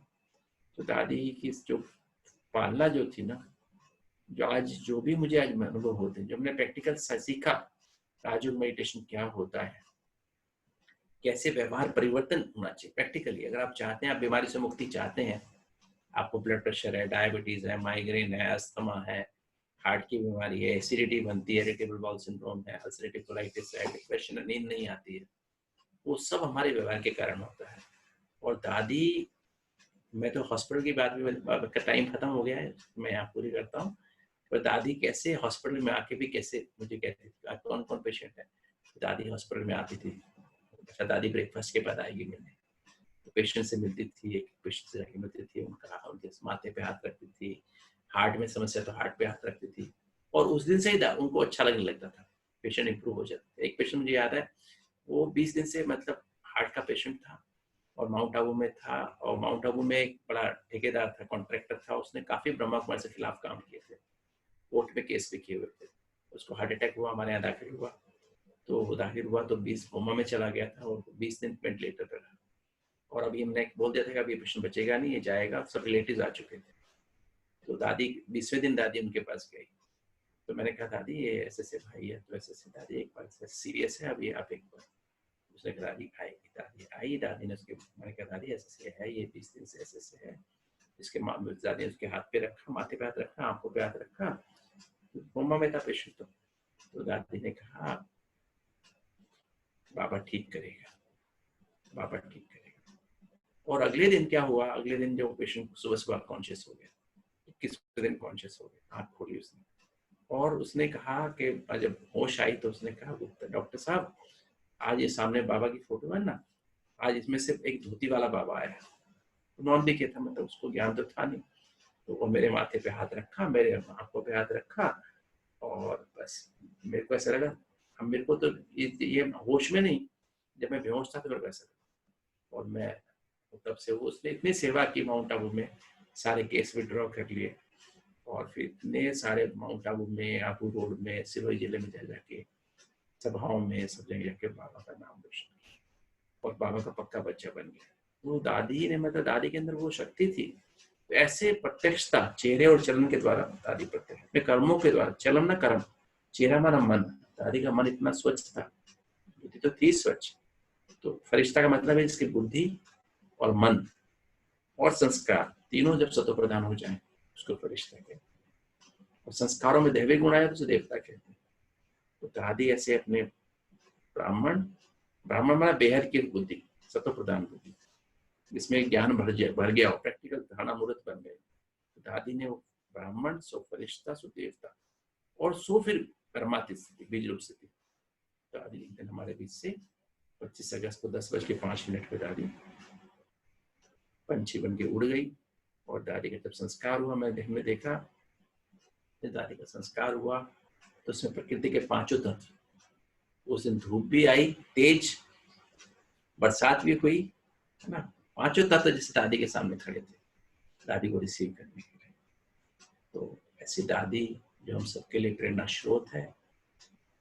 ब्रह्मा बाप समझते ब्रह्मा बाबा को एक्यूरेट फॉलो किया, हर बात में बाबा से मैसेज मंगा के हर कार्य किया, कभी मैपन मेरापन नहीं लेके आई। वैसे हमारी दादी सम्मान लेके सबको सम्मान देने वाली, सरलता, नम्रता, मधुरता, धैर्यता, गंभीरता, रमणीकता, सहनशीलता की मूर्त, दृढ़ता की मूर्त, संतुष्टता की मूर्त, हर्षित मुक्ता की मूर्त। और मैं क्या बताऊं, आज्ञाकारी, वफादार, ईमानदार क्या होता है, ईमानदारी क्या होती है, फरमान बरदारी क्या होती है, वो हमने दादी के जीवन से देखा। जो भी देवताओं गुण होते हैं वो सारे दादी के जीवन से देखे। क्या होती है मर्यादा, पुरुषोत्तम क्या होते हैं, कैसे कमल नयन, कमल मुख, कमल करण, कमल हस्त कैसे होते हैं, और कैसे जीवन होता है कमल पुष्प के समान, और कैसे अहिंसा परमो धर्म, कोई मतलब विकार का अंश भी नहीं, लाइट का ताज और रतन जड़ित ताज। रतन जड़ित का विश्व कल्याण की जिम्मेवारी का ताज, विश्व कल्याण की जिम्मेवारी के ताज के आधार पर ही हमको रतन जड़ित ताज की प्राप्ति होती है। ऐसी मीठी दादी, हमारा बहुत बड़ा सौभाग्य था कि हमें जैसे दादी के साथ रहने का और पालना प्राप्त करने का सौभाग्य प्राप्त हुआ। तो आप सभी ऐसी दादी को, ऐसी दादी के दिन, अभी जो 22 तारीख है, आज 23, 24, 25 3 दिन और है, खूब तपस्या करो, दादी के समान बन के, बाबा के समान बन के, ब्रह्मा बाबा को फॉलो करते हुए, ऐसे यही सच्ची सच्ची श्रद्धांजलि होगी कि हम 13वें साल में सब कुछ तेरा कर दें। 13वीं पुण्यतिथि है ना, ये तन मन धन श्वास समय सेकंड, हर सेकंड श्वास हर सेकंड बाबा की याद में रह के ना, बाबा को फॉलो, शिव बाबा से कंबाइंड रह करके, और ब्रह्मा बाबा को जैसे दादी ने फॉलो किया, ऐसे ही हम सब दादी को भी देखें, बाबा को और दादी को फॉलो करें, मम्मा को फॉलो करें, तो हम भी बाप समान बन करके बाबा के, अब तो हम देख रहे हैं, अब वो समय आ चुका है, अब समय ऐसे आ चुके हैं, अब बहुत लंबा समय नहीं रहा है, अब तो बस घर जाना है। ऐसी स्थिति बना लो कि अब जाने का समय है। पहले नहीं किया कोई हर्जा नहीं, पर आज से और अभी से बन जाओ। व्यास नहीं बनो, क्या करो, अभ्यास करो, पवित्रता, सदा पवित्र रहने का, सदा योगी रहने का, एक एक बाप से संबंध अनुभव करने का, एक एक ज्ञान के पॉइंट की गहराई में जाने का, एक एक गुण की गहराई में जाओ। तो 5 गुण है ना, ज्ञान तो है, फिर पवित्रता, ज्ञान से पवित्रता, शांति, प्रेम, सत्य, प्रेम, अतीन्द्रिय सुख, आनंद की अनुभूति होती है। ये 5 गुण है जो बेसिक गुण, ब्राह्मणों के गुण है। और फिर अष्टशक्तियां, उससे जब 5 गुणों को हम जीवन में व्यवहार में लाते हैं ना, तो उससे अष्टशक्तियां हमारे जीवन में आ जाती है। तो ज्ञान, गुण और शक्तियां, इसका हर श्वास और संकल्प में इसके मूर्त बन जाए हमसे। खाली सुनने सुनाने वाले नहीं, लिखने लिखाने वाले नहीं, उसकी मूर्त बन जाए। एक एक बात का अभ्यास करें। समय बहुत थोड़ा है, अभी गफलत करने का समय नहीं है। सारे काम छोड़ के, टेलीविजन, अखबार, मोबाइल सब छोड़ के, व्हाट्सएप ये वो सब छोड़ के, एक निरंतर बाबा की याद में खोए रहो। हम 4 बजे से उठने करके रात 10 बजे तक, और किसी बात में ना जाओ। बाकी सब समय वाइंड अप करने का समय है, समेटने का समय है। जैसे दादी समेट करके सब कुछ उड़ गई और आज बाबा के कार्य को प्रत्यक्ष कर रही है, ऐसे ही हम सब बाबा की सिकिलरे बच्चे, लाडले बच्चे। दिल्ली वालों को तो बाबा की दिल्ली राजधानी तैयार करनी है ना, हम सभी बाबा के ऐसे बच्चे बन करके बाबा को प्रत्यक्ष करने की आज दृढ़ प्रतिज्ञा करते हैं और दादी की 13वीं पुण्यतिथि पर सभी की तरफ से श्रद्धा सुमन अर्पित करें। ओम शांति।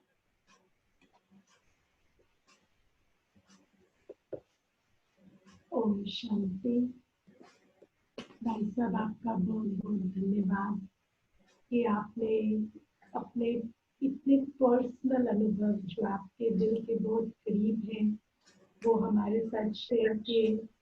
मेरा कई दिन से ये संकल्प चलता था कि ये जो कैड का प्रोग्राम हुआ ये किस तरह से आरंभ हुआ, इसकी हिस्ट्री मुझे नहीं मालूम, और मेरा संकल्प आज दादी ने पूरा करवाया आपके द्वारा। और आपने पूरी हिस्ट्री जो पर्सनली आपके दिल के अपने करीब है वो हमारे साथ शेयर की, और हमें पता चला कि केवल ये अन्यों की सेवा की बात नहीं है, पर किस तरह से आपके अपने जीवन का प्रैक्टिकल जो वो पेपर था वो इस तरह से पास हुआ, और प्लस जो बाबा दादी ने आपको धारणाएं कराकर और उस सेवा में नियुक्त किया, तो बहुत हार्ट टचिंग अनुभव आज आपसे हमने सुना। और जैसे आपने कहा कि पानी के पास जाते ही शीतलता का अनुभव होता है, सूर्य के पास जाते ही उष्मा का अनुभव होता है, ऐसे ही आपके पास बैठकर आज आपके सम्मुख बैठकर ऐसा अनुभव हुआ जैसे हम दादी के पास ही बैठे हैं।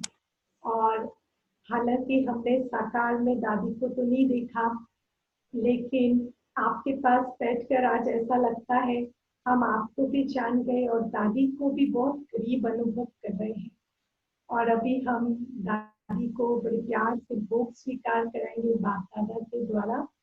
तो हम सभी वतन चलेंगे और जैसे भाई साहब ने संकल्प किया सभी को कि 13वें वर्ष में सब कुछ तेरा कर देना, जैसे दादी के जीवन में हमने देखा कि सब कुछ तेरा है बाबा, ऐसे आज दादी के 13वें वर्ष पर हम सब कुछ तेरा करने का एक संकल्प लेकर बाप दादा के पास चलेंगे। दादी को भी बहुत प्यार से भोग स्वीकार कराएंगे। वैसे तो दादी से हम अभी साकार में नहीं मिल पा रहे, लेकिन आज का ये दिन इतना शुभ है, इतनी पावरफुल वाइब्रेशंस है जो आप सामने बैठे हैं कि आज हम दादी को वतन में बाप दादा के सम्मुख अनुभव करेंगे, बाप दादा का भी प्यार अनुभव करेंगे और दादी का भी साथ अनुभव करेंगे। तो हम सभी वतन चलेंगे। और पहला गीत श्री गणेश चतुर्थी के अवसर पर शाम्भवी बहन हमें सम्मुख सुनाएंगी, और उसके बाद गीत भोग के भी बचेंगे, और हम सभी प्यार से बहुत प्यार से बाप दादा को और दादी को आज वतन में भोग स्वीकार करें। ओम शांति।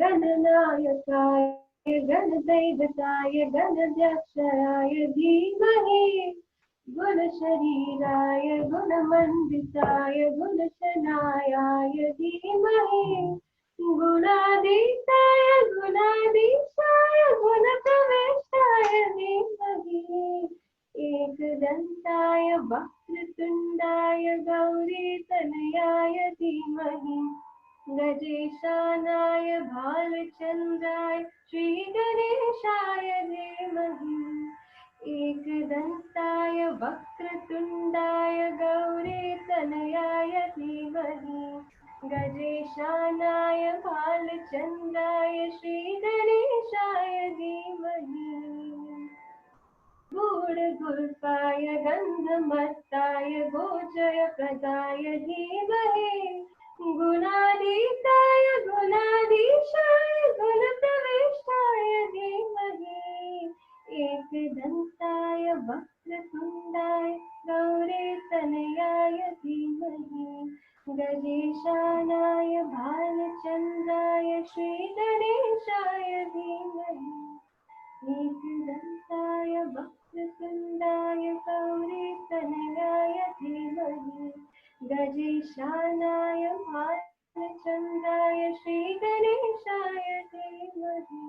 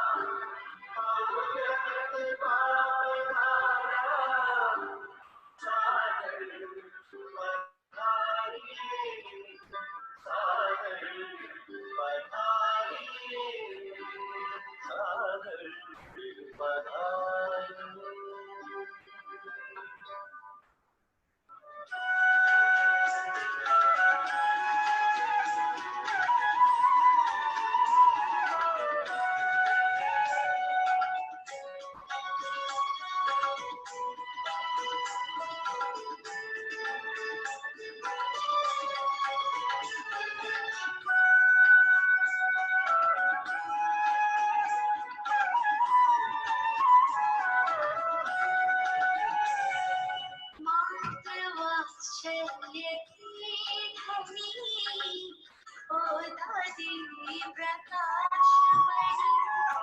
मातृवात्सल्य की धनी ओ दादी प्रकाशमणि।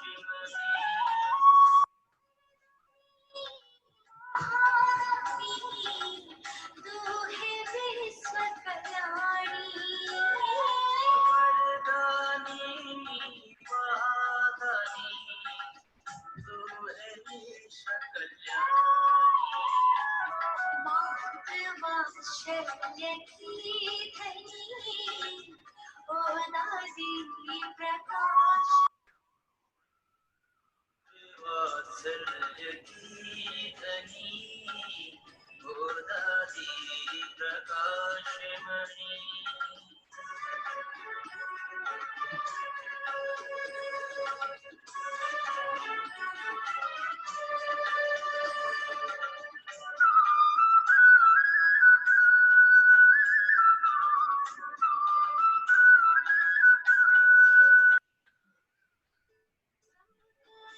अपना बनाने की कला जो तुमने पाई करुणा ममता की प्रतिमूर्ति विभूति बन के आई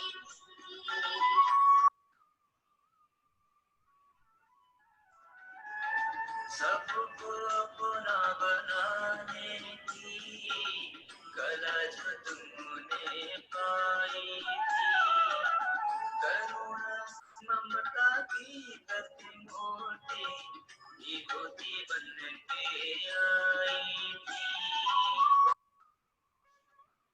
सफल है तेरी अमर कहानी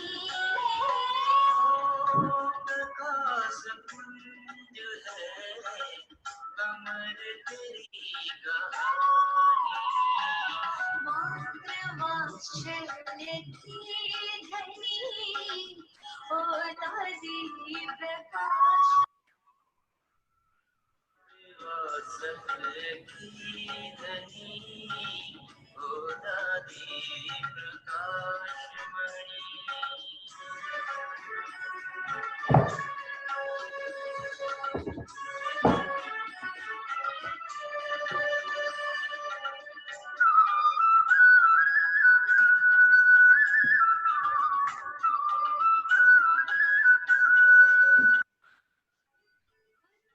देखा खुदा को देखा सबकी देखी अच्छाई पाया प्रभु का ओम शांति। सभी ने बहुत प्यार से बाबा को भोग स्वीकार कराया। सभी ने जिन्होंने भी बाबा के खास भोग लगवाया था दादी के स्मृति दिवस पर, उन सभी की बाबा को हमने याद प्यार दी। बाबा ने बहुत प्यार से भोग भी स्वीकार किया और अभी मिताली बहन आपको भोग आपको भी सूक्ष्म में स्वीकार कराएंगी। तो आप देखेंगे कि आज बाबा ने क्या क्या भोग स्वीकार किया और आप भी सूक्ष्म में सभी अपना अपना अधिकार स्वीकार करें।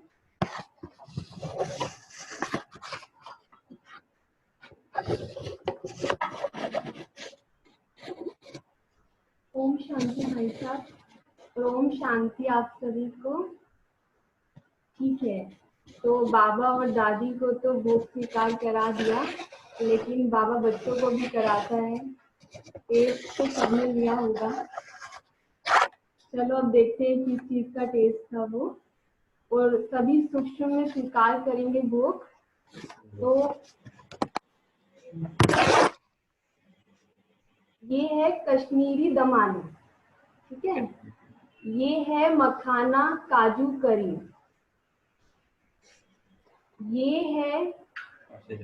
ये है मथुरा के पेड़े। ये है वेज पुलाव। ये है पूरी। ये है बूंदी रायता और ये है लौकी कोफ्ता और ये है अमृत। और यहाँ भी है, ये है राइस चकली। ये राइस चकली और ये है आलू बाखरवाड़ी और ये है बनाना चिप्स और ये है आटा मूंग दाल मठरी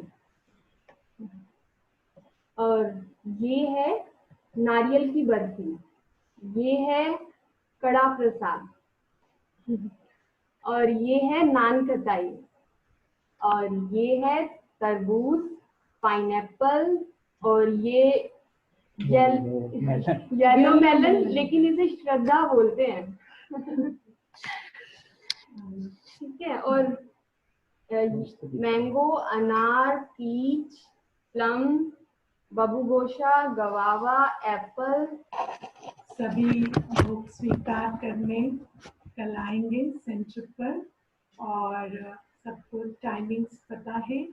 और भाई साहब का बहुत बहुत धन्यवाद कि भाई साहब हमारे साथ सिर्फ अनुभव ही नहीं शेयर किए, पर आज भाई साहब हमारे साथ भोग में भी उपस्थित रहे। तो दादी के ब्लेसिंग्स दिलाने और बाप दादा की ब्लेसिंग्स दिलाने के लिए भी भाई साहब हमारे साथ उपस्थित थे। तो हमारा परम सौभाग्य है। और भाई साहब, मेरे पास शब्द नहीं है कि मैं अपने आप को कितना आज भाग्यवान अनुभव कर रही हूँ। तो थैंक यू वेरी मच सारे साकेत की फुलवाड़ी की तरफ से। हम आपका बहुत दिल से हार्दिक धन्यवाद करते हैं। ओम शांति। आप सभी का भी बहुत बहुत धन्यवाद। Om Shanti. Thank you. Om Shanti.